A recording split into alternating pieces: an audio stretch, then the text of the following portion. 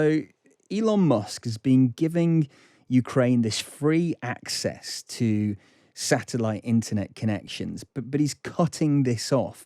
What will this mean for the war in Ukraine? Well, I'm not sure whether Mr. Musk is cutting it off or just asking to be paid for it, but we should be in no doubt that the Musk Starlink internet provision by satellite has been absolutely fundamentally important to how Ukraine has worked out to fight the war with data, drones, and long-range precision missiles. And what type of a role have that data, the drones, the precision missiles? What type of role have they played around the areas where the Russians were making the advances? Well, it's done really two very important things. It's allowed Ukraine in a very innovative way to connect things up. So many citizens have an app on their phone that allows them to input the news, say that they've just seen a Russian tank tunneling through their village, and then that goes into an intelligence database. That, of course, is not without some risk for the citizen who does it. They've used the internet to control drones that go beyond the line of sight where you need a satellite link. And they've been able to link things like low Earth orbit satellites that see into the deep of the Russian position in order to target them. Richard, is there not other satellites? Are there not other satellites available? Do they have to use Elon Musk's satellites?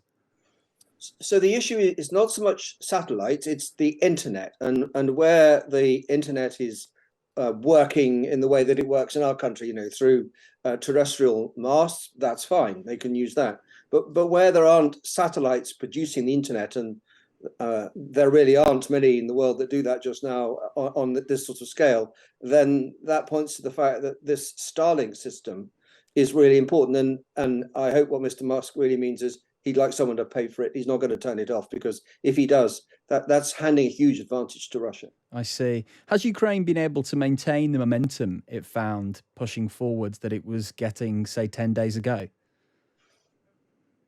No, and this isn't really a surprise. The Ukrainian offensive that's been running for a bit more than a month has been phenomenally successful, way more successful than I think anyone really imagined.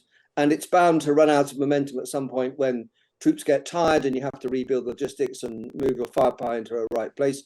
And the Russians, of course, have got used to the idea that they're being pushed back and have moved reinforcements and additional firepower to try and stop the Ukrainian attack. And in some areas, Russia is actually on the offensive again. So right now, the front line is making small movements in both directions, but we're not seeing the big sweeping movements that we've seen in other parts of this conflict so far. And we've heard how much the weather could affect events on the ground in the next 4 to 6 weeks. To what extent is corruption and poor logistics impacting Russia? So at the heart of the Russian military failure is corruption. It has eaten away at the money that should have provided decent training, equipment, ammunition, spares, logistics, even food. And it's meant that where President Putin and his circle thought they had a well-ordered, modernized, well-organized, ready army, what they had was a bit of a shop window and a completely corrupt mess behind it. There are, of course, exceptions, but it has undermined fundamentally what everyone thought we would see from a so-called Premier League military in the shape of the Russian armed forces. It's been a disaster by their own standards. And the knock-on effects of that, of course, now reports that Moscow is forcing conscripts to pay for their own body armor. What's it like on the ground in Russia with these people trying to round up locals to go and fight in Ukraine? So it's interesting. We're about to go into a transition here. So President Putin announced a partial mobilization, called up 300,000 Russian men, and they would nearly all be men. And then they found that the bureaucracy that should be able to receive those numbers, because they thought they had a plan, was just a shambles. And so people went to training areas to be trained, and there was literally nobody there. So they wandered around without food or shelter. And then many Russian families have found that even the basics didn't exist. So they've spent, in some cases, the equivalent of $1,000 to buy helmets and body armor and winter clothing and boots. And that's just the 300,000 they've tried to do in the last month or so, from the middle of October, the autumn conscription kicks in and another 120,000 Russian youngsters will be called up. And the same bureaucracy that has made a mess of this partial mobilization is now going to have to deal with these very much larger numbers. And it doesn't look very encouraging if you're Russia. Richard, is there any way that we can get legitimate numbers on public support now for the war inside of Russia? So I think it's it's very different and very difficult. And one of the things we absolutely need to recognize is this isn't just a difference of view between the West and President Putin, or President Putin and a small circle.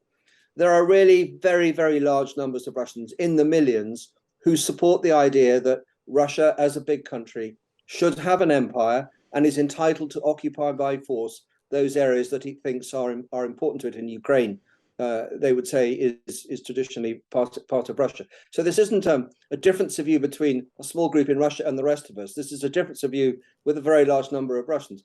There are other Russians, generally the more urban, the more middle class, the more westernized, who see this as an absolute disaster. They look at themselves as European. And that's why 200,000 of the brightest and the best have now left Russia and gone to a place like Istanbul. We briefly touched on the weather before. How is winter going to affect this war? So winter will have two big effects. For about a month, it gets very slushy, and that makes the things like moving a big heavy truck off road across open country obviously much harder. So it slows things down, and then it'll get cold, and so life in a trench on the front line for both sides becomes a much more miserable experience than it is in say the height of spring or summer. And then there'll be less daylight. So where people don't have night vision equipment, things just slow down. Now, this doesn't mean the war's going to stop. It means that it'll slow down and it may become a bit localized, but Ukraine will keep the pressure on during the winter to try and wear the Russian defenders out, probably with an eye on bigger, more offensive action when the ground is better and the weather is better next spring or summer.